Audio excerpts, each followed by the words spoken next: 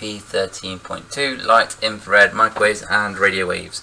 Okay, so what's special about these different frequencies of EM waves? Well, light, that's your visible light, what you see, and normal cameras use it. Okay, infrared, that's anything to do with heat, which we've done before when we did emitters and absorbers. And basically, the hotter something is, the more infrared it will emit.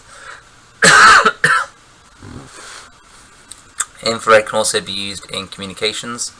So your remote control, that's infrared radiation.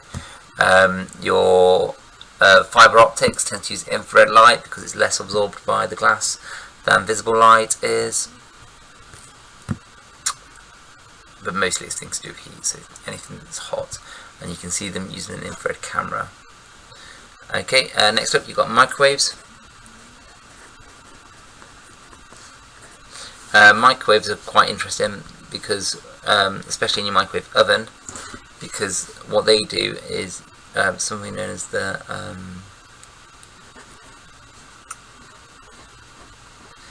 so when you rub your finger on a wine glass and you can make it make a really shrill noise, what you're doing there is you're making the wine glass resonate. What microwaves do is they make water molecules resonate, which makes the water get hot. So that's how a microwave oven works. If you don't have any water in there at all, it won't get hot. It only makes things with water get hot because it makes the molecules of water vibrate because it finds their harmonic frequency. Okay, that's why a microwave oven itself does not get hot, but the food inside it does. Okay, they can also be used for some communications, such as Wi-Fi. I think Wi-Fi is mostly done with microwaves, but very low energy microwaves, so towards the longer wavelength end of the microwave spectrum. Okay, and last one is radio waves. Radio waves are really long. They tend to be used for communications.